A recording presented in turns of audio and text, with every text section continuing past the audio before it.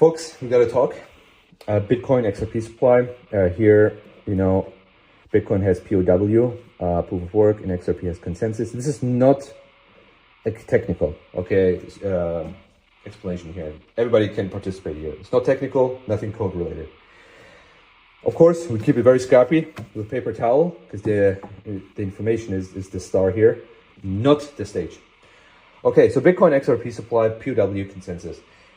I want to look at the supply dynamic, specifically the supply dynamic, so of a native protocol here, the assets of the native protocol, and then look how these algorithms participate in that and what kind of upsides and downsides come with it. Let's start with Bitcoin right immediately here.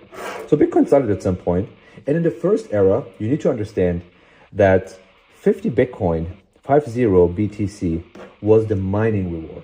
Okay, in the first era, in the first 210,000 blocks. In the first, every 210,000 blocks, or roughly 4 years, because roughly 10-minute block times, it's probabilistic. Sometimes you find a block sooner, sometimes later. But roughly 4 years, 50 Bitcoin. And then there's a halving event. Okay, then it was 25 Bitcoin. Okay, and then it was 12.5 Bitcoin. And then it was 6.25, and then 3.125, and so on. Okay, so you see the reward is going down every 210,000 blocks. Now another fact we need to understand: 21 million Bitcoin is the maximum supply for Bitcoin. 21 million as per protocol rules as of now. So 50. This is the schedule, the inflation schedule essentially that comes online. With each block. Now, it's also another fact very interesting is how much supply actually came online at each of these steps, right? That's an interesting thing to look at. Here, it was 50%, right? Originally 50%, then 75%, and so on, up until now, which around I think, is it 96.8%, roughly 96%, came online. Is basically in circulating supply. Okay, the rest is still in the protocol yet to be mined. In the next two halvings, we reach 99 with some decimal % in supply distribution. You see, you don't need you don't need these numbers. Oh, in 100 years, when only dust amounts are being distributed, it's already very neglectable. What is yet to be distributed? You can already say. It's basically already everything distributed, Most of it is already distributed. And this is what POW is really good at. It's the democratization of supply distribution. Okay? Everyone with a laptop, everyone with a small device could in the early days start mining Bitcoin and get some rewards. It got increasingly harder because of the nature how POW works. Okay? So early days, very great. Increasingly difficult, increasingly expensive. And energy consuming in the later days. Okay, so this is the schedule, and the interesting thing is whether you are here or you are here, the consensus algorithm is the same thing. Okay, or you are here. So even if most of the supply, literally most of the supply is distributed, you still have a consensus algorithm that is very good at distributing supply. Okay, it's very good at distributing supply. And the original supply is almost distributed, so they need to look at transaction fees. They need to increase transaction activity. Okay, demand for block space is a very, very, very difficult thing here. You need to get this. All the L2s are counterproductive. You don't need Lightning or any of it. You want the layer 1 to be used because you need to pay your miners for POW. Okay. So you trade a very expensive consensus algorithm, okay, for supply distribution. But the supply distribution is temporary, very important. Keep that in mind, temporary. Because at some point, as you can see, most of it is distributed. Okay, let's look at how the XRP Ledger holds up here and what of sort of the other side is. Okay, so XRP, okay, also started at some point, yeah, timescale. And in the very first block, the Genesis Ledger, 100 billion of XRP are being put into what we call the Genesis account. The Genesis account you can look up on XRP Scan. Type in Genesis account, you will find the Genesis account of the XRP Ledger. Okay, 100 billion are being put in. The creators of the XRP Ledger gifted to Ripple a lot of supply to distribute this initial supply. Because you don't have, with consensus, with the algorithm of the XRP Ledger, you don't have a distribution. The XRP Ledger consensus algorithm has no block rewards. It's not non-incentivized, okay? It maintains low-cost infrastructure. It maintains fast block times. It wants to clear as many transactions as possible, and it does not elect leaders, block leaders or something like that. We want just to clear transactions. It's a settlement machine, very, very, very low cost. You have like 3-4 seconds block times, transaction fees as low as possible for the network, okay? So supply needs to be distributed, okay? Just like here with Bitcoin. At some point, and right now I think Ripple has like 40%, with, is also going down. Maybe I think it's actually less than 40%. Maybe they retain, some, I have no idea.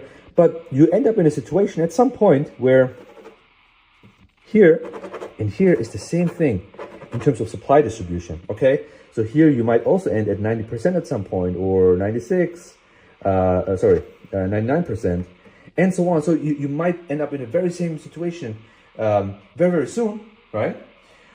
Just like Bitcoin, in the next maybe 2 halvings and 3 halvings, it just approaches the 100%. And the advantages that in the previous days are going away, right? Because the advantage of distribution is not relevant anymore. But what stays is what consensus algorithm you have. So we trade essentially, because we don't have a distribution mechanism. We trade the early, struggle with distributing supply for longevity, while the POW mechanism really prioritized the early days. The bootstrapping was here really prioritized in the early days, okay, with Bitcoin. But what is the plan for later? And I think this is where here is a lot more trouble than here. Here, we can just move on in the next 50 years with this, no problem. 100 years, whatever. Here, difficult. Because here you need to make assumptions about activity, right, for miners, because you need to pay them. About security, very important. The XRP Ledger consensus algorithm does not depend on the token price, unlike here. And also something very important, the people who join later, the people who join when most of the supply is distributed, do they care how the early supply was distributed? Do they care if it started with 100 billion, and most of it got to Ripple and then distributed? Or do they care that the early miners, had so great access to Bitcoin? No, they don't. They start here. That the early miners got very easy access and could mine Bitcoin with a laptop, right? And get 50 Bitcoin. They don't care about this. This is not their reality. They start here. Same with here, right? Like on the XRP Ledger. And this is where the strength is with our consensus algorithm. It is really, it is sacrificing the early distribution struggles, right, for longevity.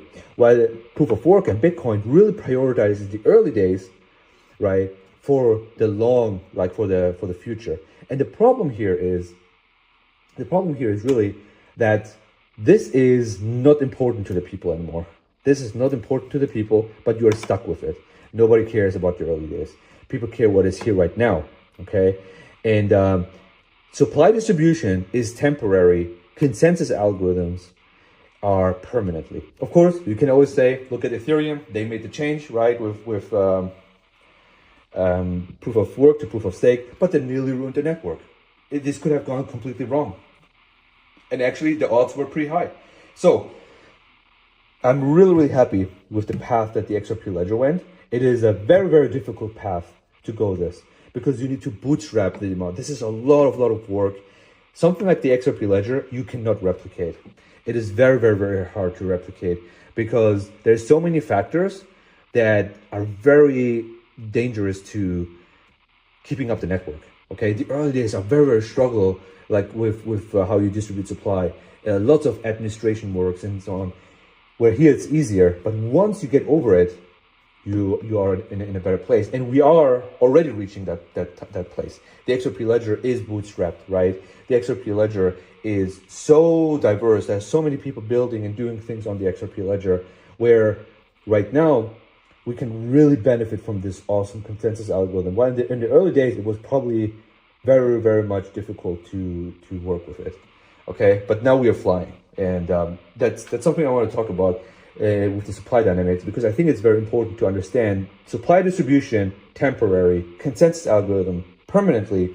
Early day people, nobody cares. This is not their reality.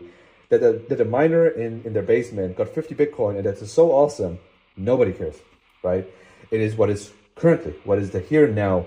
And this is where the consensus algorithms struggle, right? In their own categories, okay?